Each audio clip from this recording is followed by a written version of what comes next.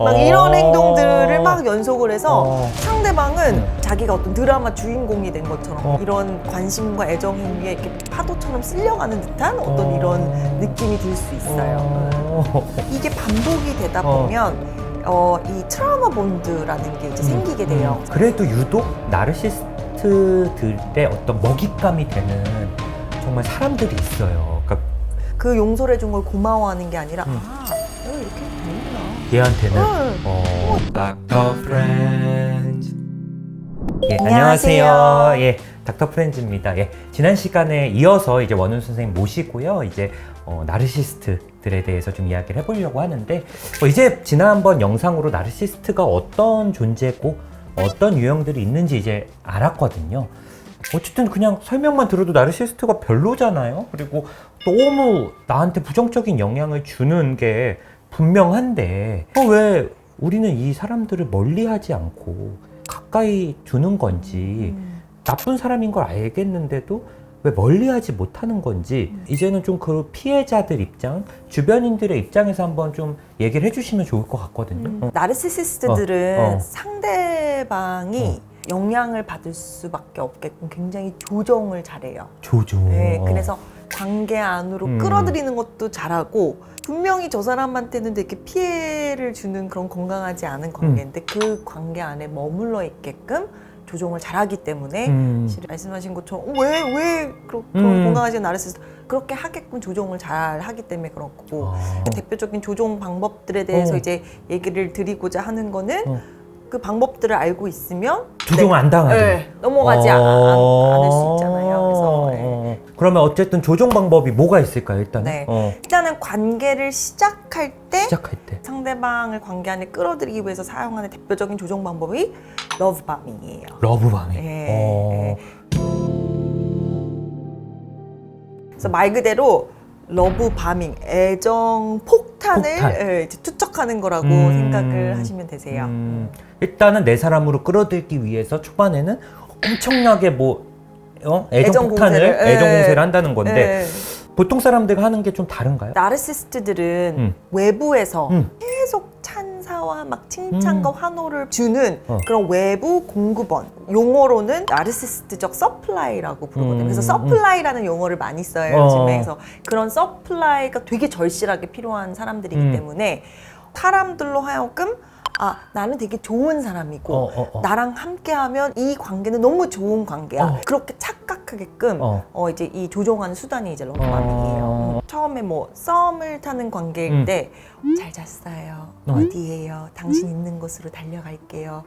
보고 싶어요. 당신은 너무 아름다워요. 막 이런 연락들을 끊임없이 보내고 초반인데도 막 굉장히 막 매일 막 만나고 싶어 하고 그리고 데이트도 항상 되게 황홀한 데이트 막 굉장히 막 화려하고 초반부터 선물도 고가의 선물 책상 위에 막 이따시만한 꽃이 놓여져 있고 막 이런 행동들을 막 연속을 해서 상대방은 자기가 어떤 드라마 주인공이 된 것처럼 이런 관심과 애정 행위에 이렇게 파도처럼 쓸려가는 듯한 어떤 이런 느낌이 들 수 있어요.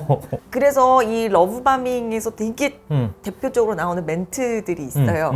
관계 초반에 아주 일찍이 당신이 내가 찾던 사람이야. 너 같은 사람은 이 세상에 없을 거야. 그리고 조금 더 관계가 진전이 되면 우리 관계는 정말 특별해. 나만큼 너를 사랑하는 사람은 이 세상에 없을 거야.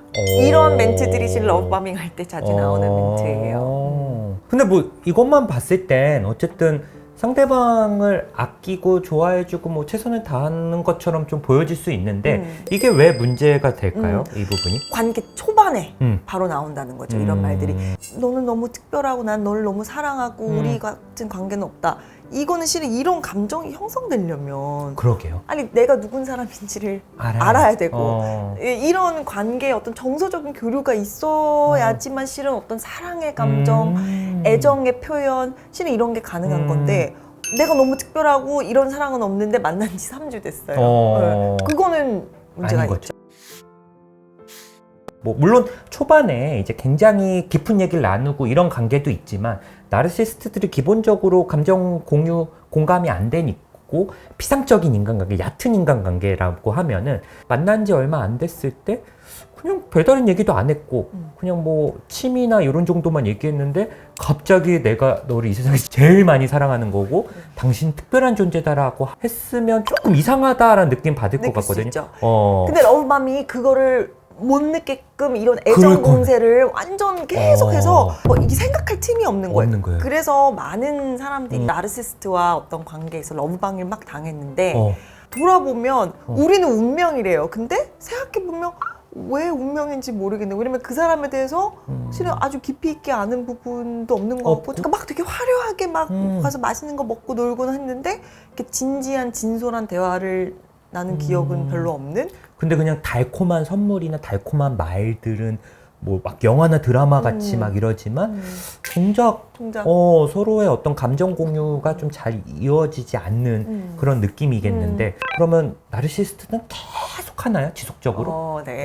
그게 핵심이에요. 러브바밍은 오래가지 않아요. 초기에 상대방이 러브바밍을 통해서 자기한테 넘어왔다는 거. 이제 예를 들어 건강한 사람이면 자기한테 막 애정 공세를 하면 실은 마음을 이제 열기 시작해서 저 사람이 진짜 나를 좋아하고 나도 이 사람에 대해서 감정이 깊어지고 마음을 막 키운 상태에서 넘어가는 순간 나르시스트는 이 러브방을 끝내고 상대방을 좀 깎아내리고 이런 행위들을 좀 보일 수 있어요. 이게 뭐 나르시스트들에 대해서 이해가 없다 하더라도 이 사람이 점점 좀 끊으면 이제 낌새를 알아차릴 것 같거든. 정작 초반에만 이러고 뭐 감정적인 공유도 느껴지지 않으니까 떠나고 싶고 좀 멀리하고 싶은 또 마음이 생길 것 같거든요. 그러면 아마 관계를 좀 끊어낼 수도 있을 것 같은데 맞아요. 그래서 초반에만 러브바밍을 쓰는 게 아니라 이제 상대방이 이 관계를 떠날 것 같은 어떤 느낌이 들 때는 또 중간에도 이제 러브바밍을 중간중간 쓰기도 하죠.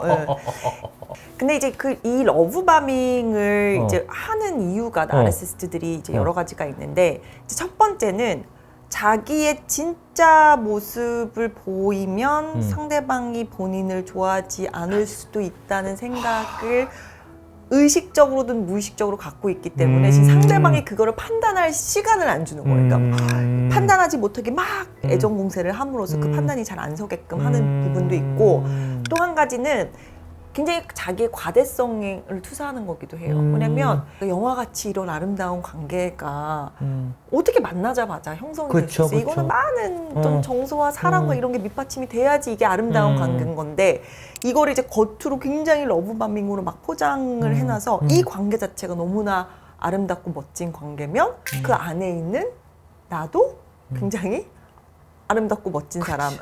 뭐 영화 속에 주인공이 된 것 같은 그런 또 자기 가대성을 좀 충족하는 부분이 있겠네요. 네. 그래서 그런 이유 때문에도 러브바밍을 쓰기도 하고요.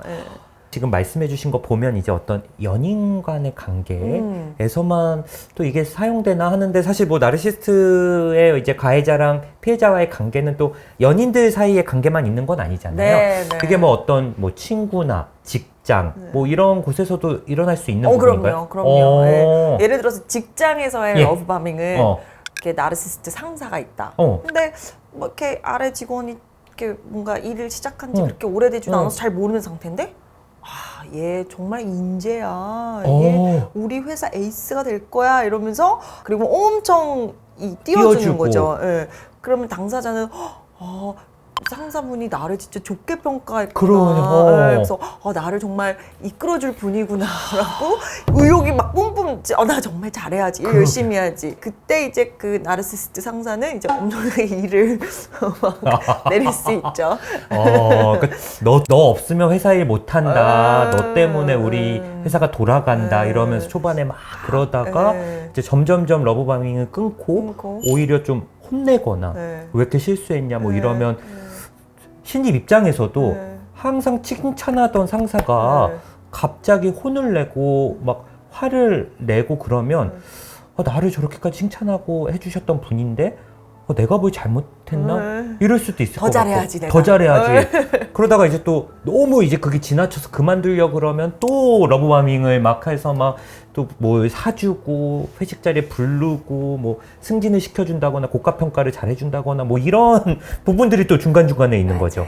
맞아요. 그게 러브바밍입니다. 이 책에도 또 보면은 제가 또 재밌었던 게 이제 러브바밍이 유형별로 아까 지난번에 저희가 얘기했던 5가지 나르시스트 유형별로 또 다르게 적용되는 부분이 있거든요. 그래서 책을 또 보시면 경계하면서 보게 될 것 같아요. 예, 한번 보시면 좋을 것 같고 러브바밍은 이제 너무 충격인데 또 다른 방법이 있나요? 사람을 조종하는? 러브바밍은 이제 관계 초반에 이제 관계를 시작하려고 확 끌어들이는 거냐면 관계 유지를 위해서 이제 하는 조종 방법이 있는데 그거를 이제 브레드크러밍이라고 해요. 그래서 브레드크럼이 이제 빵 부스러기라는 뜻인데 이제 브레드크러밍 한다라는 거는 이 빵 부스러기를 이렇게 찔끔찔끔 이렇게 던져준다는 어떤 의미인 거거든요. 관계 유지만 될 정도로 약간의 호의를 베푸는 거예요. 그러니까 우리가 채찍질만 계속하면 뭐 상대방이 어떻게 해서 떠나겠죠. 떠나죠. 네. 그러니까 채찍질을 하다가 중간중간에 이제 당근을 주는 건데 그 당근이 이렇게 좋은 당근이 아니라 영양가 있는 당근이 아니라 굉장히 좀 영양가 없는 이 어쨌든 이 관계 안에서 떠나지 않고 머물 정도의 최소한의 공급만 네, 맞아요. 그러니까 우리가 관계 안에서 상대방한테 줄 수 있는 가장 좋은 거는 어떤 상대방에 대한 존중, 배려, 이런 따뜻함, 다정함 이런 거잖아요. 근데 그런 게 이제 큰 식빵 한 덩어리라고 하면 그냥 그런 의미가 없는 그냥 정말 보여지는 약간의 어떤 호의들, 의미가 없는 이런 호의들을 하는 건데 책에서는 어떤 예시를 들었냐면요. 나르시스트 남편이 있었는데 평소에 부인을 굉장히 무시해요. 감정적인 소통도 없고 말 시켜도 대답하기 귀찮아하고 아내가 평소에 이제 가족을 위해서 하는 어떤 헌신이나 희생에 대해서 고마워하지도 않고 정서적인 교류가 전혀 없이 지내는 어떤 부부가 좀 있어요. 계속 이러다 보면 아내가 뭐 떠나든 뭐 이 사람을 원망하고 미워하고 뭐 이렇게 둘 중에 하나 결과가 날 것 같거든요. 근데 빵 부스러기를 어떻게 던져주는 거죠? 그래서 이제 아내는 아예 기대를 이제 안 하게 된 거예요. 그래서 이제 기대를 안 하고 지내던 중에 갑자기 어느 날 저녁을 먹는데 오늘 반찬이 맛있네? 갑자기 안 하던 칭찬을 하는 거예요. 다음 주 첫째 생일인데 당신 좋아하는 데 가서 밥이나 먹자. 외식이나 하자. 이런 얘기를 했어요. 굉장히 오랜만에. 굉장히 오랜만에. 그럼 아내는 갑자기 왜 이런 반응을 보이지? 이게 내가 고생하는 거를 알고 있었나 보다. 근데 평상시엔 이 사람이 뭐 무뚝뚝하거나 뭐 바빠서 표현을 못했는데 못한 거지. 속으로는 이걸 다 알고 있구나, 생각하고 있구나를 생각할 수밖에 없네. 생각하는 거예요. 그래서 우리 남편이 실제로는 나를 생각해주고 있고 앞으로는 좀 관계가 달라지려나 너무 설레고 기댄 거예요. 정서적으로 건강한 사람들은 그냥 일상적으로 하는 그런 건데 너무 아무것도 없었으니까 이제 정서적으로 너무 냉담하고 하니까 이런 작은 어떤 말 한마디가 너무너무 소중하게 여겨지는 거죠. 남편이 실은 내가 생각하는 그렇게 좋지 않은 사람이 아니라는 막 그런 생각들을 하게 되는 건데 어떻게 보면은 관계에 있어서 당연한 부분을 워낙 나르시스트들한테 오랫동안 착취당한 사람들이면 이거 자체를 좀 너무 이렇게 고마워하고 막 기뻐하고 하는 것 자체가 너무 가슴이 아플 것 같기도 해요. 이 빵 부스러기에. 맞아요. 그러니까 너무 정서적으로 굶주린 상태에서 오래 있으니까 다른 사람들이 일상적으로 하는 그런 것들이 나한테는 너무나 소중하고 그러니까 굶주린 상태니까 빵 부스러기라도 먹어야 되는 상태니까 그래서 나르시스트와 오랜 기간 관계를 유지한 사람들은 너무 정서적으로 굶주린 상태이기 때문에 나르시스트의 브레드크러밍에 넘어가는 거예요. 또 보면은 이제 트라우마 본드 뭐 이런 내용도 나오는데요. 이 부분도 한번 얘기를 해주시면 좋을 것 같아요. 네. 이 트라우마 본드가 이 나르시스트와의 이제 관계에서 떠나기 어려운 뭐 여러 가지 심리 중에서 이제 좀 중요하게 여기는 심리 중에 하나인데 이 나르시스트가 반복적으로 좀 잘해주다가 또 착취하고 하대하고 뭐 무시하고 그러다 조금 잘해주다가 또 다시 하대하고 이게 반복이 되다 보면 이 트라우마 본드라는 게 이제 생기게 돼요. 그래서 이 트라우마 본드의 실은 정의가 뭐냐면 한 관계 안에서 약간 힘의 상하가 이제 나뉘어져 있어요.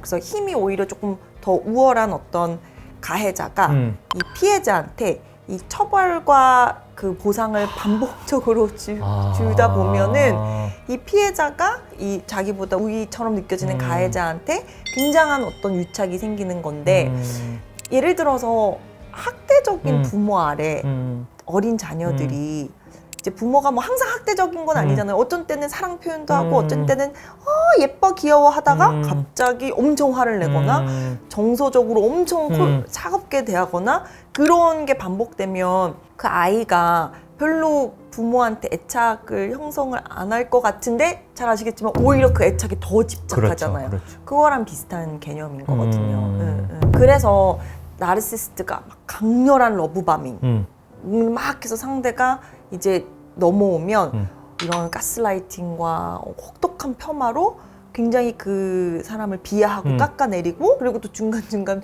브레드크러밍을 하고 그렇게 반복하는데 그 이유는 그렇게 하면 굉장히 상대를 조종하기가 쉬워져요. 그렇네요. 왜냐면 그 결과 상대방이 계속 그런 거를 당하다 보면 자존감도 낮아져 있고 스스로가 굉장히 쓸모없는 사람이라고 느끼게 되고 자기는 사랑받을 자격이 없는 사람이라고 생각하게 되면 힘의 어떤 위치 상하관계가 생긴 거잖아요. 그러게요. 자기가 나르시스트보다 훨씬 밑에 있는 위치가 되는 거잖아요. 그래서 그 결과 본인이 온전히 누구한테 사랑받을 수 없는 어떤 존중이나 귀함을 받지 못하는 어떤 존재로 여기게 되고 나르시스트를 떠나면 이제 자기는 누군가를 이렇게 사랑하는 사람을 만날 수 없다 이런 생각을 하게 되거든요.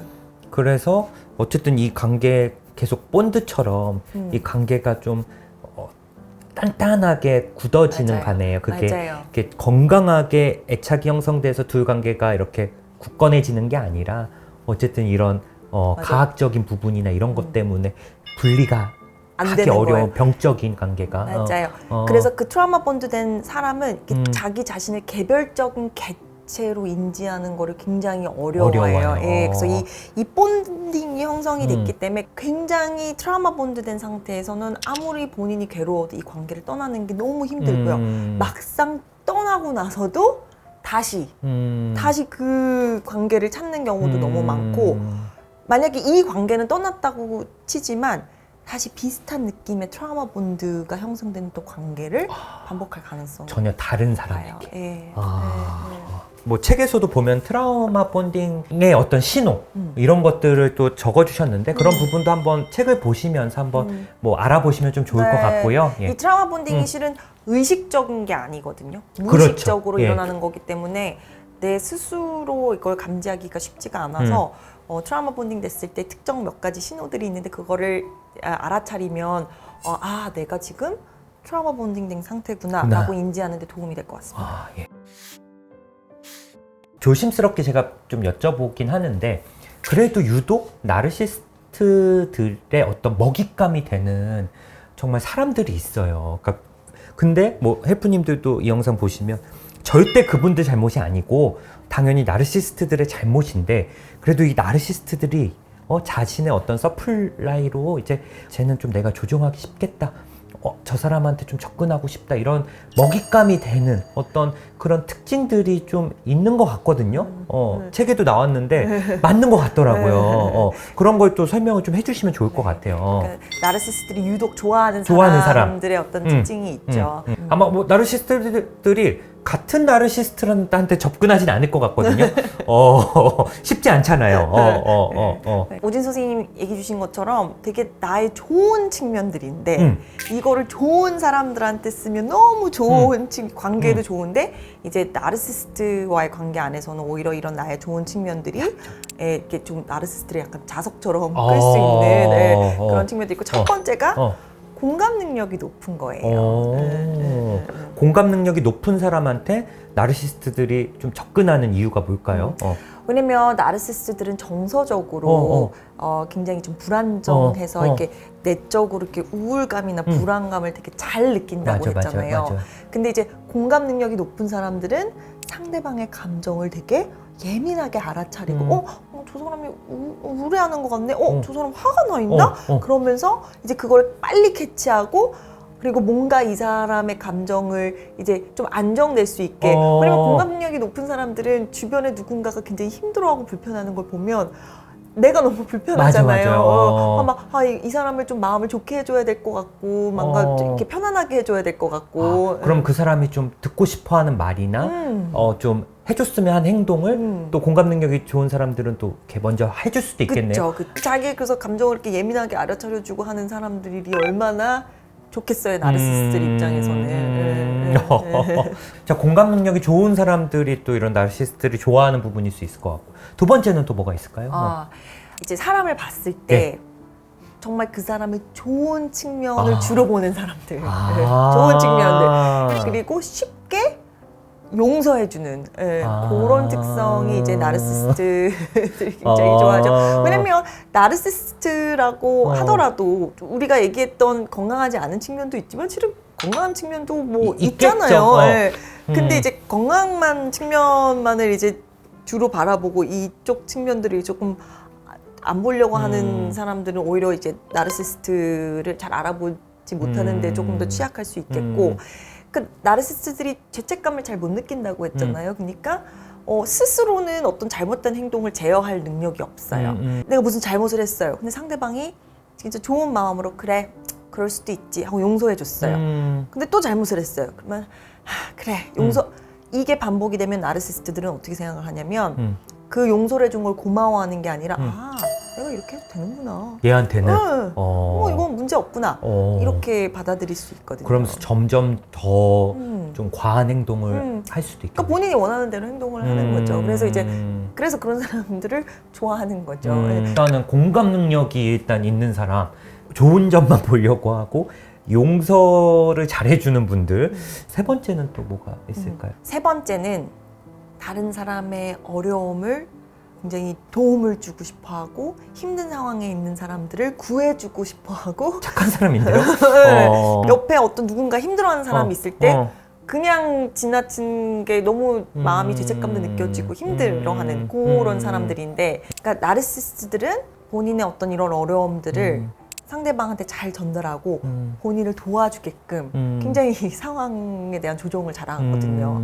그리고 또 초반에 예를 들어 굉장히 비밀스러운 어떤 상처들을 확 드러내는 경우도 많이 있어요. 그래요? 이제 나르시스트들이 되는 이유나 성장 과정에 대해서는 다루진 않았지만 보통 알려진 게 이제 실은 본인들도 굉장히 어려운 성장 과정을 이제 지낸 경우가 많잖아요. 어렸을 때 내 상처나 이런 것들을 잘 모르는 사람한테 확 오픈하지 않잖아요. 그쵸. 좀 관계가 깊어지거나 상대방에 대한 신뢰가 좀 쌓였을 때 이제 그때 뭐 조심스럽게 얘기를 꺼내는데 초반부터 의외의 면이네요. 네, 초반부터 특히 취약한 나르시스트들은 이렇게 자기의 어떤 취약점을 확 드러내는 게 실은 약간 그들의 또 러브밤이기도 하고, 그래서 뭐 내가 어렸을 때 부모님한테 뭐 이런 학대를 받았어 라든지 뭐 이런 트라우마가 있었어.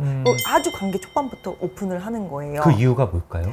왜냐면 이게 상대방한테 이제 그런 상처를 드러냄으로써 내가 이 사람을 보다듬어주지 않으면, 도와주지 않으면 내 마음이 너무 불편한 이런 죄책감을 불러일으키기 굉장히 좋은 수단이거든요. 그것도 결국은 관계 내에서 계속 머물게 하고 떠나지 못하게 하는 수단 중에 하나인 거죠. 네.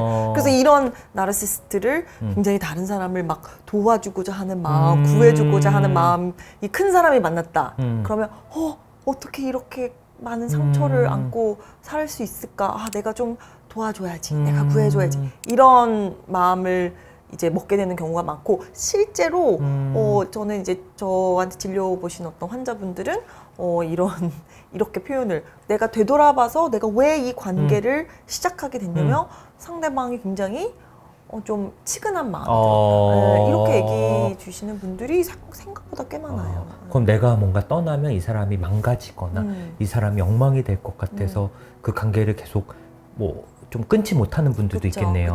그래서 과대형 나르시스트들은 누군가가 나 이제 너 사랑하지 않고 떠나 그러면 반응이 막 화내고 공격하는 가능성이 더 크거든요. 너가 뭔데 날 떠나, 너 뭐 나보다 잘난 사람 만날 수 있지. 근데 취약한 나르시스트들은 누군가 떠난다 그러면 너가 아니면 안 되는데, 너가 아니면 나는 지낼 수가 없는데, 너 같은 사람을 나는 다시 못 만날 것 같은데, 이런 식의 어떤 반응을 좀 보일 수 있어요. 그 다음은 또 뭐가 있을까요? 여태까지 말씀드렸던 공감 능력이나 뭐 용서해주는 마음, 도와주고자 하는 마음, 다 좋은, 그래서 이런 나의 좋은 점들도 나르시스트들을 끌 수 있다면 예. 실은 나의 건강하지 않은 측면도 나르시스트를 이제 그렇겠네요. 끌어당길 수도 있고 부모가 되게 나르시스트적인 특성이 강한 사람이었다. 그러면 아주 어렸을 때부터 어떻게 되겠어요? 뭐 굉장히 힘들었겠죠. 힘들죠. 예. 그러니까 부모한테 굉장히 맞춰줬어야 될 거잖아요. 맞아요. 어린아이지만 어떻게 하면 부모를 기분 상하지 않게 하고 부모한테 조금이라도 관심을 받고 그러기 위해서는 부모의 눈치를 보고 맞춰주고 오히려 자녀가 부모를 이렇게 막 떠받들어주는 그 그러게요. 역할을 계속 했을 가능성이 높잖아요.